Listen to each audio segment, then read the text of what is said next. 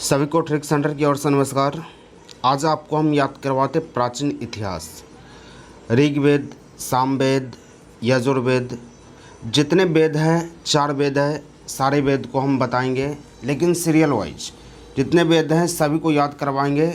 आपको सिर्फ ध्यान देना है कि वेद को कैसे याद करना है, किस प्रकार से सोचना है, सारी चीज़ को हम बताएंगे, चिंता नहीं करना है। क्योंकि आपके एग्ज़ाम के व्यू से बहुत ही ये महत्वपूर्ण है। आपके एग्ज़ाम में वेद से पूछा जाता है और इतिहास से पर आधारित है, और जितने भी होंगे वेद से लेकर आगे जितना भी पॉइंट आएंगे सारे को हम बताएंगे। सिर्फ ध्यान से आप देखते रहेंगे। देखिए, प्राचीन इतिहास जानने का स्रोत। प्राचीन इतिहास आप कैसे जानेंगे, इसके बारे में पहले सोचते हैं कि प्राचीन में मेरा इतिहास कैसा था, उसके बारे में जानकारी कैसे हमको मिलेगा। क्योंकि प्राचीन में हम देखे नहीं है कि प्राचीन में लोग कैसे रहते थे, उसके बारे में जानने का स्रोत मेरे पास क्या क्या है। सबसे पहले साहित्यिक स्रोत। साहित्यिक स्रोत मतलब ये साहित्य को हम पढ़ते हैं, कोई कहानी पढ़ते हैं, कोई सुनते हैं, तो उसमें पता चलता है कि साहित्यिक स्रोत जो है मेरा पूर्वज कैसा था, वो कैसे रहते थे, कैसा कपड़ा पहनते थे, कैसा ज़िंदगी व्यतीत करते थे। तो प्राचीन इतिहास जानने के लिए क्या है, साहित्यिक स्रोत ज़रूरी है। साहित्यिक स्रोत मतलब क्या, साहित्यिक स्रोत से हम प्राचीन इतिहास को जान सकते हैं। साहित्य पढ़ के, किताब पढ़ के, इतिहास पढ़ के, तो साहित्य से हमको प्राचीन का जानकारी मिलता है। दूसरा है पुरातात्विक स्रोत।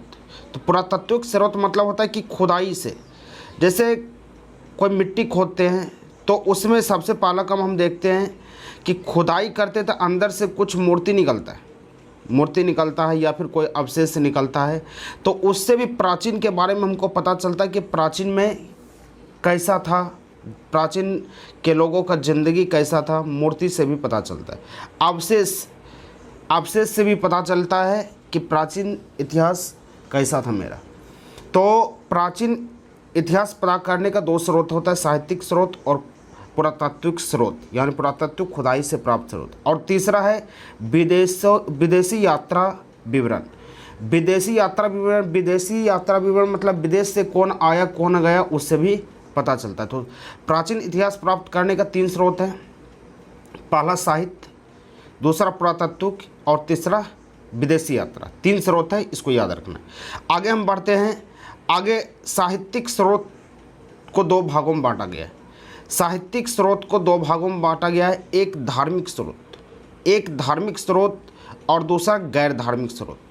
साहित्यिक स्रोत को 2 भागों में बांटा गया है, एक धार्मिक स्रोत, दूसरा गैर धार्मिक स्रोत में बांटा गया है। इसको याद रखने की कोई ज़रूरत नहीं है, हम बता देते हैं कि ऐसा है। मुख्य रूप से हमको वेद के बारे में पढ़ना है। ऊपर से हम वेद के बारे में चलने से पहले ये जितनी जानकारी होता है सारी हम बता दें। पहला है धार्मिक और दूसरा है गैर धार्मिक। और धार्मिक स्रोत भी 2 भागों में टूट गया। धार्मिक स्रोत भी 2 भागों में टूट चुका है। तो धार्मिक स्रोत 2 भागों में टूटा, ब्राह्मण साहित्य और दूसरा है गैर ब्राह्मण साहित्य। पहला है ब्राह्मण साहित्य, दूसरा है गैर ब्राह्मण साहित्य। तो ब्राह्मण साहित्य के अंतर्गत क्या आता है, हम पढ़ते हुए जाते हैं। ब्राह्मण साहित्य, इसके अंतर्गत हिंदू धर्म से संबंधित 4 वेद, ब्राह्मण ग्रंथ, आरण्यक ग्रंथ, उपवेद, उपनिषद, पुराण, महाकाव्य, महाभारत एवं रामायण जिसमें है। यानी कहने का मतलब है कि ब्राह्मण ग्रंथ के अंतर्गत ये आता है कि इसमें हिंदू द्वारा जितने भी वेद हैं सारी की चर्चा किया गया है।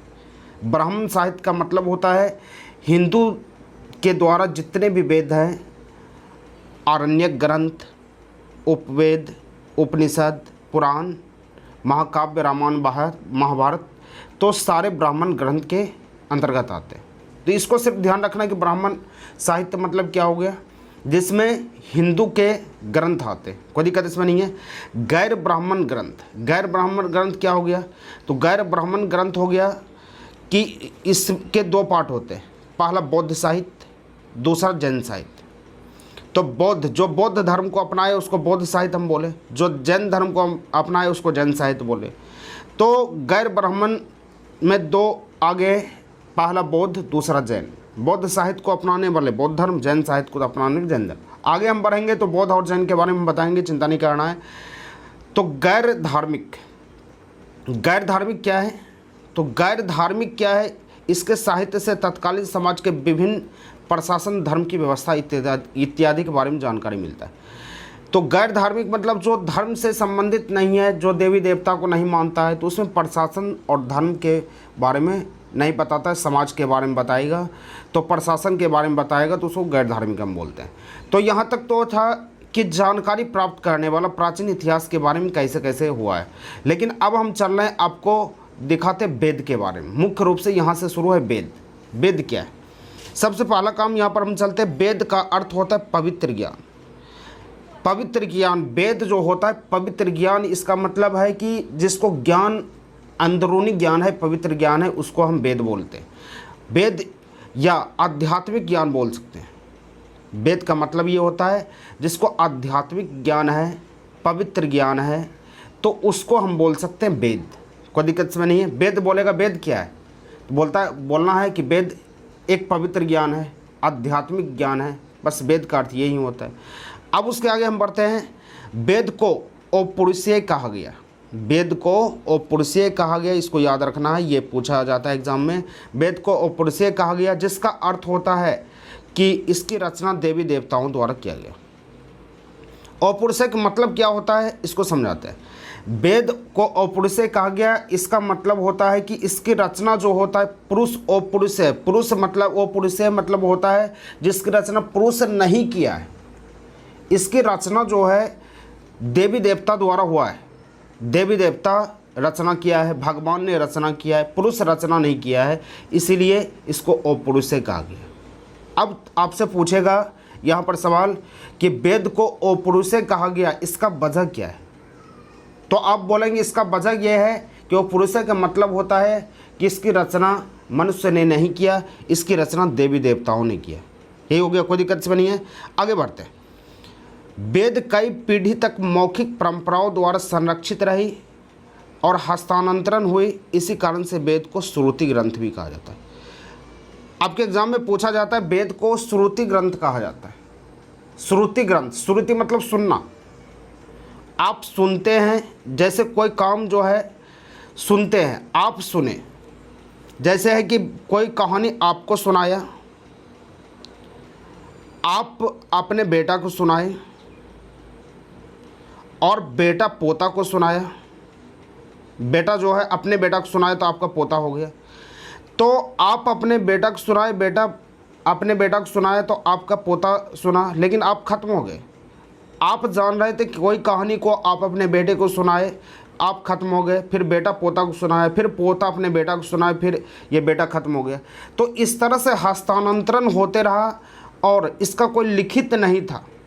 तो इसी कारण से इसको श्रुति ग्रंथ कहा गया। वेदों को श्रुति ग्रंथ क्यों बोला गया? श्रुति ग्रंथ क्योंकि इसका हस्तांतरण होते गया, सुनते गया, कहानी एक दूसरे में हस्तांतरण होते गया और पीछे वाला खत्म होते गया। इसी कारण से श्रुति यानी सुनकर याद रखा वेदों को, इसलिए श्रुति ग्रंथ कहा गया। कोई दिक्कत इसमें नहीं है। आगे बढ़ते हैं। वेद प्राचीन परंपराओं का विवेचना प्रस्तुत करता, इसलिए इसे संहिता कहा गया। संहिता, वेद को संहिता क्यों कहा गया? क्योंकि यहाँ पर बोला जा रहा है कि वेद प्राचीन परंपराओं को विवेचना प्रस्तुत करता है, इसीलिए संहिता कहा गया। प्राचीन परंपराओं, इसका मतलब क्या? पीछे जो हुआ है उसके बारे में हमको जानकारी देता है, उसके बारे में हमको बताता है, इसी कारण से इसको संहिता बोला गया। वेदों को प्राचीन परंपराओं के बारे में हमको वेद जानकारी देता है, इसी कारण से संहिता कहा गया। इसको याद रखना, ये पूछा जाता है एग्जाम में कि प्राचीन परंपराओं को जो प्रस्तुत करता है उसको हम क्या बोलते हैं? संहिता। वेद को संहिता भी कह सकते हैं, कोई दिक्कत इसमें नहीं है। आगे, हालांकि वेद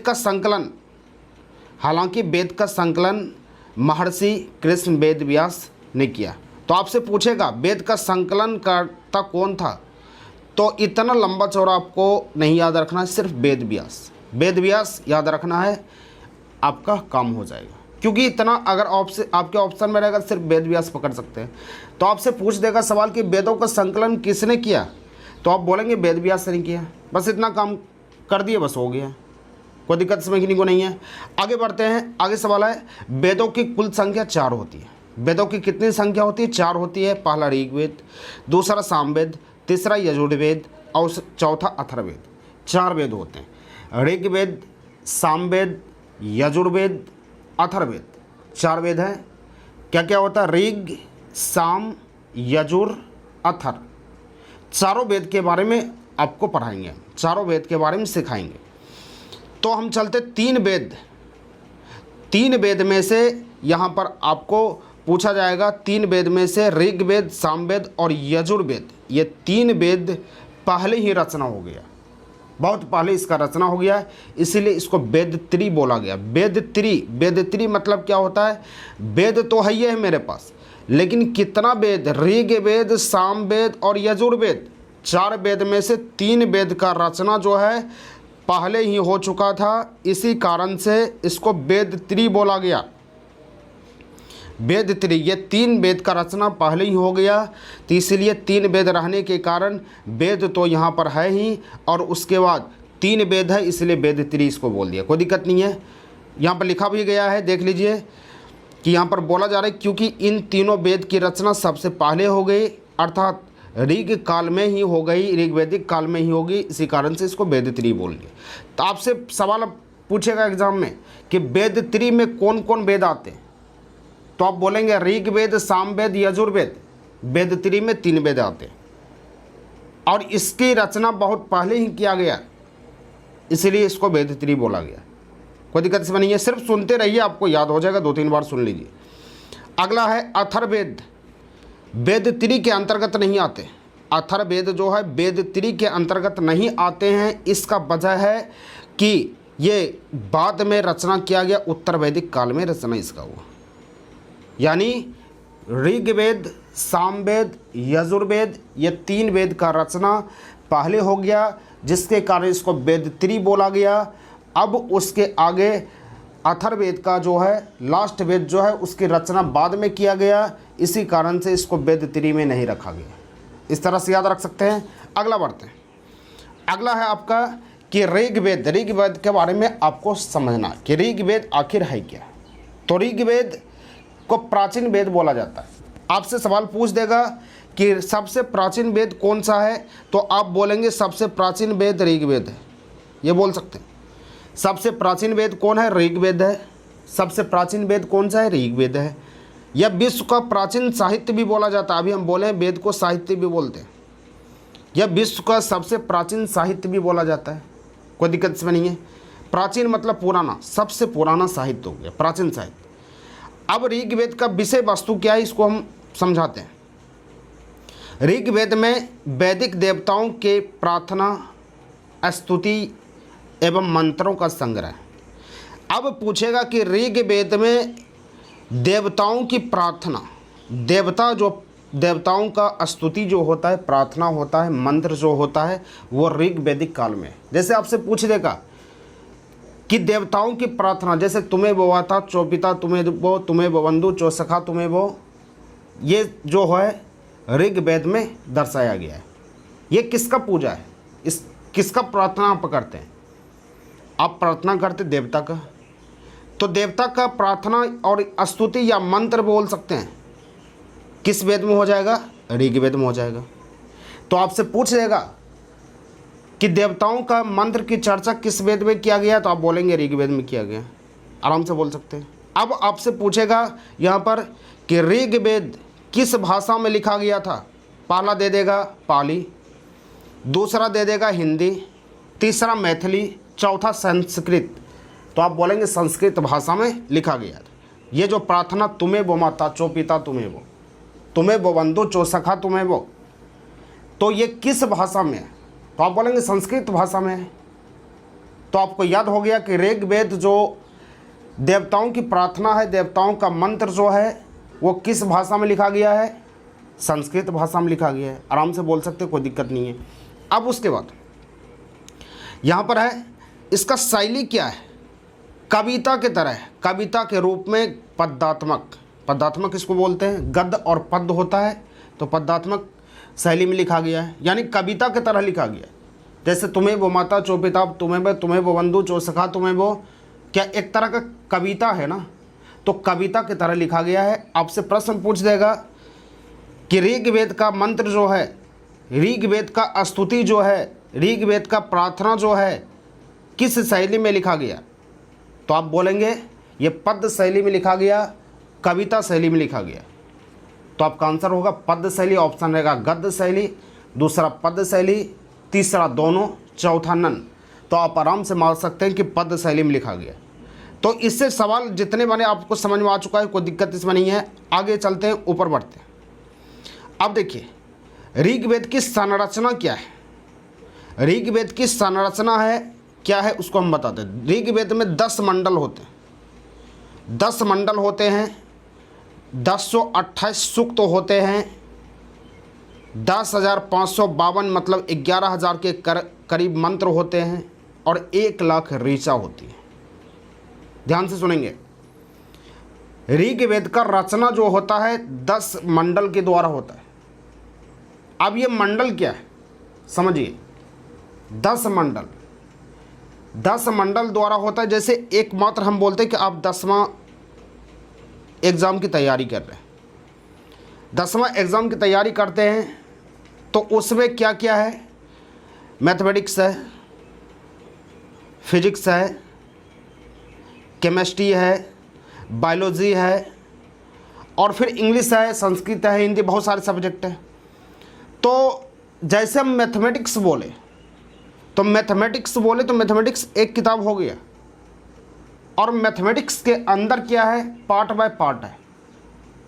मैथमेटिक्स है 2 पार्ट में बटा हुआ, एडवांस है, फिर अलग पार्ट में है। तो फिर उसमें 2 पार्ट हो गया। फिर उस दो पार्ट होने के बाद क्या होता है, उसमें बहुत सारे क्या होता है, अभ्यास होते हैं। बहुत अलग अलग पार्ट उसमें दिया गया है। और अभ्यास में क्या होता है, बहुत सारे अभ्यास देने के बाद उसमें प्रश्न दिए रहते। तो क्या सबका पार्ट बाय पार्ट बंधा हुआ है ना। तो उसी प्रकार से ऋग्वेद में जो होता है 10 मंडल होता है। मतलब कि 10 मंडल मतलब 10 पार्ट इसका हो गया। अब 10 पार्ट में 1028 सूक्त तो हो गया, 1028 सूक्त हो गया और मंत्र की संख्या 10,552 यानी 11,000 के करीब हो गया और 1,00,000 ऋचा होती है। आपसे पूछ देगा कि ऋग्वेद में मंडलों की संख्या कितनी होती है, तो आप बोलेंगे 10 मंडल होते हैं। इसमें सूक्तों की संख्या कितनी होती है, तो 1028 सूक्त होते हैं। इसमें मंत्र की संख्या कितनी होती है, तो लगभग 11,000 मंत्र होते हैं, 10,552 मंत्र होते हैं। इसमें पूछेगा ऋचा कितनी होती है, तो ऋचा 1,00,000 होती है। तो आपको याद हो गया होगा 10 सूक्त, 10 मंडल, 1028 सूक्त, 10,552 मंत्र, 1,00,000 ऋचा। याद हो गया।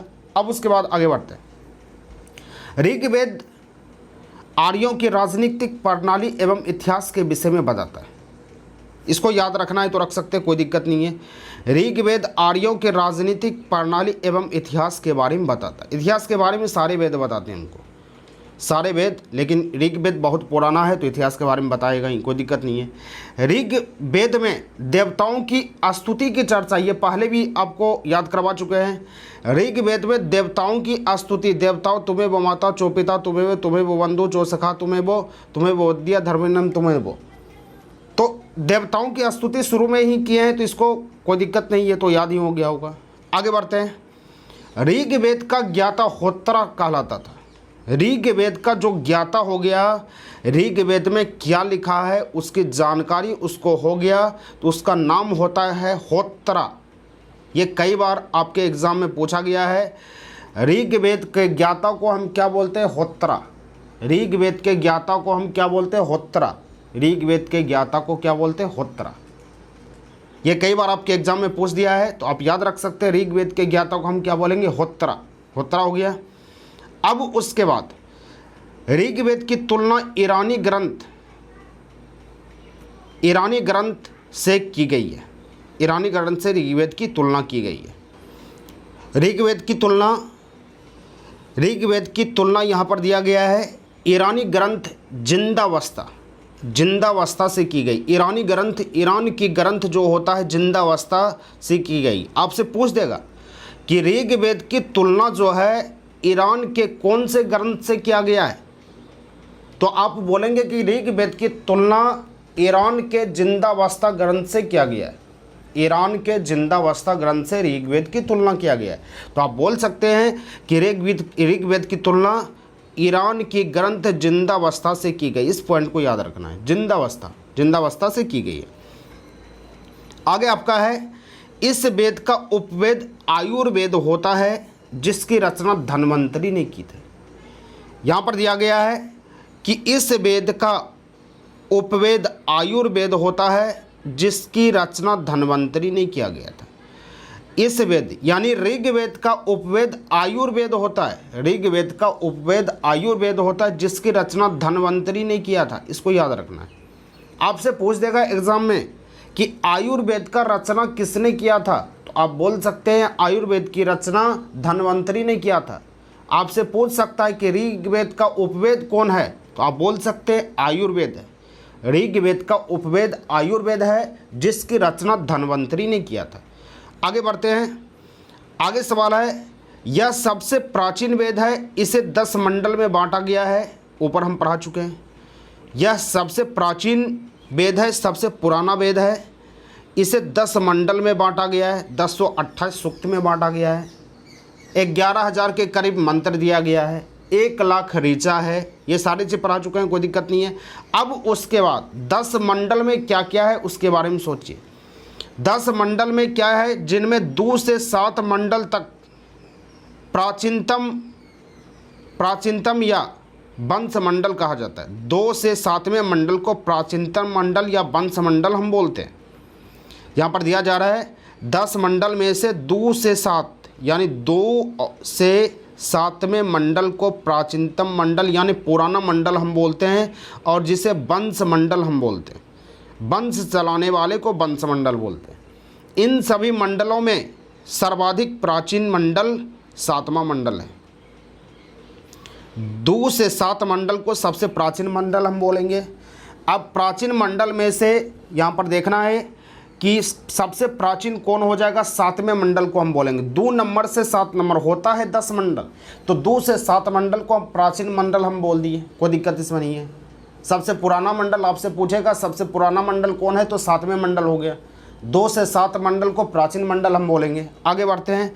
आगे सवाल है कि पहले एवं 10वें मंडल को नवीनतम मंडल कहा जाता है। पहले और 10वें मंडल को हम नवीनतम मंडल बोलते हैं। पहला और 10 ये नवीनतम मंडल है, ये बाद में रचना किया गया है, इसी कारण से इसको नवीनतम मंडल हम बोलते हैं। कोई दिक्कत इसमें नहीं है। पहले और 10वें मंडल को हम क्या बोलते हैं, नवीनतम मंडल बोलेंगे, और 2 से 7 को हम प्राचीनतम मंडल बोलेंगे। आगे आपको दिया गया है कि 8वें मंडल एकमात्र मंडल है जिसका हस्तलिखित शब्दों में प्रमाण है।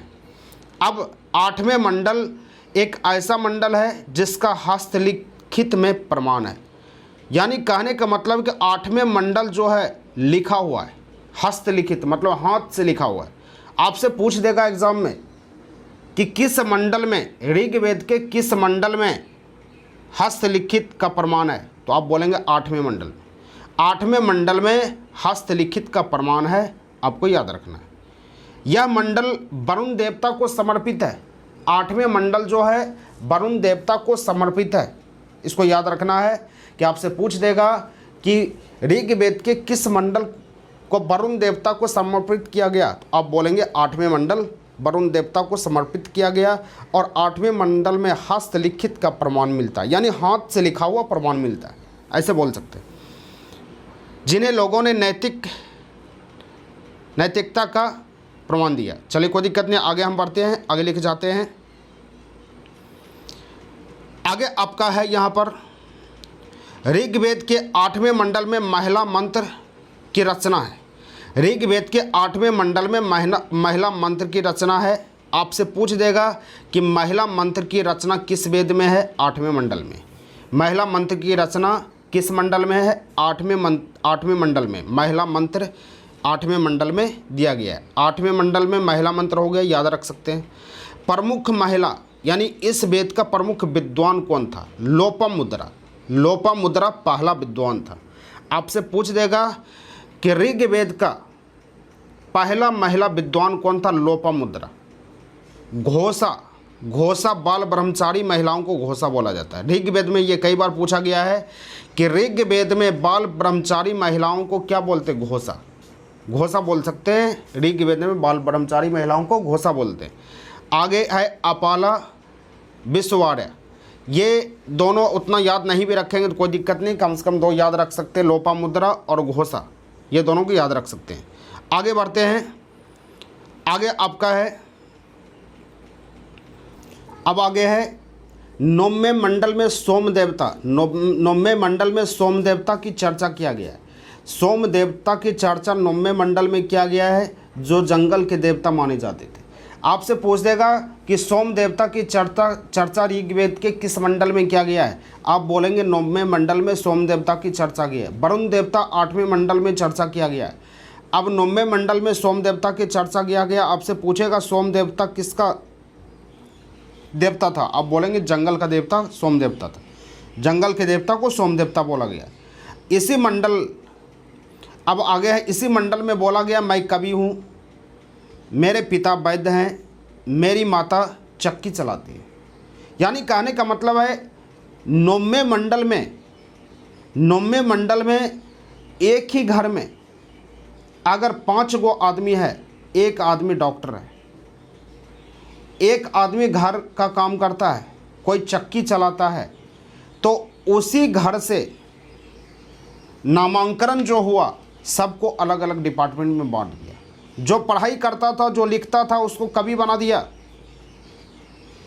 और जो डॉक्टर का काम करता था उसको वैद्य बना दिया, और जो चक्की चलाता था उसको गृहिणी बना दिया। तो यानी आपसे पूछ देगा किस मंडल में एक ही परिवार के सभी आदमी को अलग अलग डिपार्टमेंट में बांट दिया, अलग अलग पार्ट में बांट दिया। बोला गया मैं कवि हूँ, मेरे पिता वैद्य हैं, मेरी माता चक्की चलाते हैं। किस मंडल में, आप बोलेंगे 9वें मंडल में। 9वें मंडल में किस देवता की चर्चा किया गया है, आप बोलेंगे सोम देवता। 8वें मंडल में किस देवता की चर्चा किया गया, वरुण देवता। आप इस तरह से याद रख सकते हैं। आगे अब चलते हैं लेके 10वें मंडल में पुरुष सूक्त में पहली बार शूद्र की चर्चा किया गया। 10वें मंडल के पुरुष सूक्त में पहली बार शूद्र की चर्चा किया गया। आपसे पूछ देगा एग्जाम में कि 10वें मंडल, किस मंडल के पुरुष सूक्त में पहली बार शूद्र की चर्चा किया गया। शूद्र मतलब निम्न कोटि की जाति की चर्चा किया गया। किस मंडल में, ऋग्वेद के 10वें मंडल में पुरुष सूक्त में पहली बार शूद्र की चर्चा किया गया। तो पहली बार शूद्र की चर्चा करने वाला ऋग्वेद किस मंडल में, 10वें मंडल में।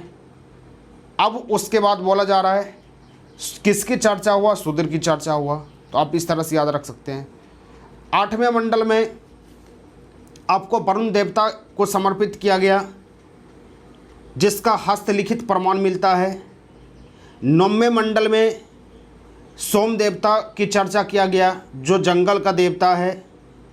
उसमें बोला गया मैं कवि हूँ, मेरे पिता वैद्य हैं, मेरी माता चक्की चलाती है।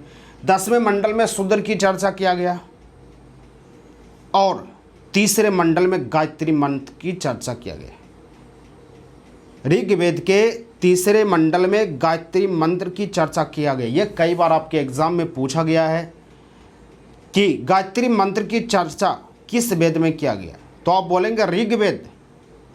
अगर पूछ देगा कि ऋग्वेद के किस मंडल में, ये बहुत अंदर चला जाता है, ऋग्वेद के किस मंडल में गायत्री मंत्र की चर्चा है, तो आप बोलेंगे ऋग्वेद के तीसरे मंडल में गायत्री मंत्र की चर्चा किया गया।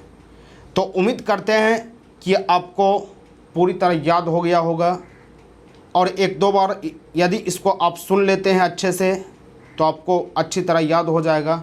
हम अगले दिन नेक्स्ट वीडियो में मिलते हैं, और अगर आपको अच्छा लगे तो एक दूसरे को शेयर कीजिए। अगर अच्छा नहीं लगा रहे तो जहाँ है वहीं छोड़ दीजिए।